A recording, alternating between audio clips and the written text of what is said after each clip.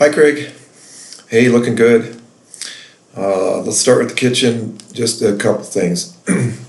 You've called this out. Oh, let's see, what is going wrong? Where's my pointer? There it is, I guess.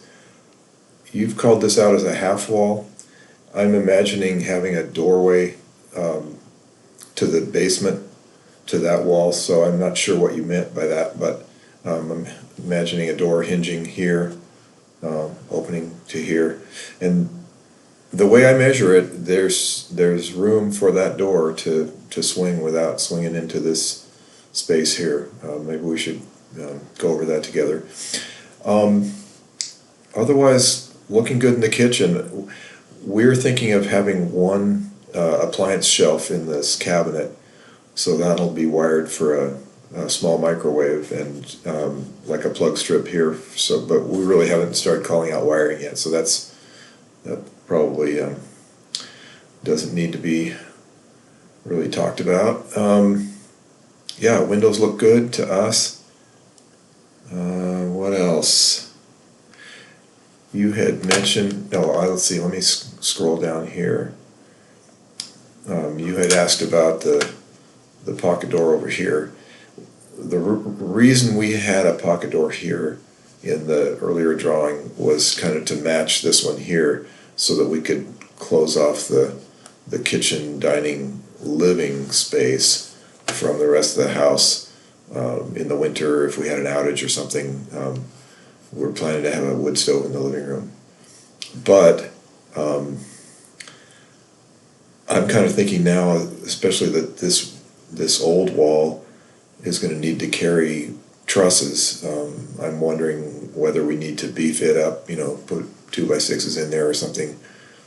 Talk to me about that. But I don't see any reason to put a pocket door in there. We've already talked about using barn doors a couple places for that theme, like at the base of the stairwell, in the walk-in closet. So this could be one of those as well. This one that you've called out as a pocket door to the laundry room, I'm not sure I would put one there. I think maybe just a standard door swinging to the wall would be good there. Yeah, everything else looks good. I still haven't told you what I wanted to do for a garage door, back door. I'm going to do some shopping today for roll-up doors or overhead doors. Something 4 foot wide, I think, is hopefully the size of it. And that's a minor change. Upstairs, the only change I think is that we had wanted to call out framing a sliding door into this space and then fill it in for now with the window. But everything else looks good.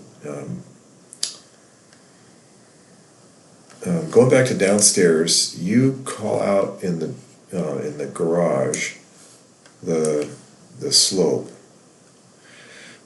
You say slope the slab 1/8 inch per foot approximately, and that sounds good to me.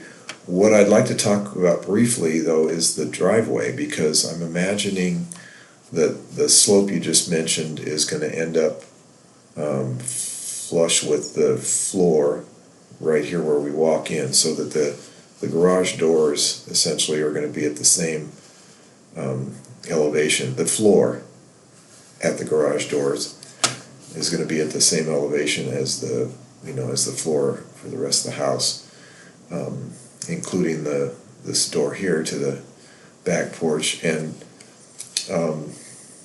in the perspective that you drew here, you showed several steps from the mudroom door to the driveway.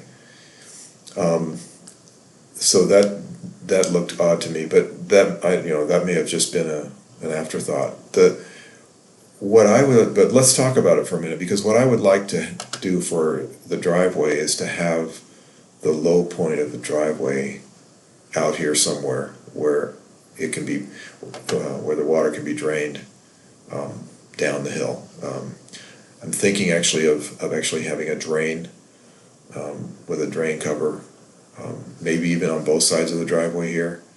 The driveway does slope down from the street in this direction, but I'd like to have a positive slope from the garage doors out to about here. And I don't know what is common, or what is, let's say, a minimum for a driveway. You had called out 1/8 inch per foot in the garage. You probably have an idea of what's advisable out here too. But let's try to incorporate that into our thinking. Maybe there ends up being a one step or a slab here for a back porch. I'm not sure how that's going to work. But I'm also mindful of the water that's coming off the roof. We're going to be, everything from the cricket is going to be coming this way. So presumably we've got a very positive, storm drain, which I'm almost positive that last time I talked with Lee, he said that we can have storm drain pipes in the same ditch that we have for the basement drain. They just be separate pipes. I imagine that the gutter from here will drain out to here, and it'll have its own drain. But again, from this side of the house, I'd like it to drain out to the driveway, at least to drain out to here. Anyway, that was that little topic. I think that's what I had on my list. Again, looking really good. Look forward to talking to you. Have a good day. Bye.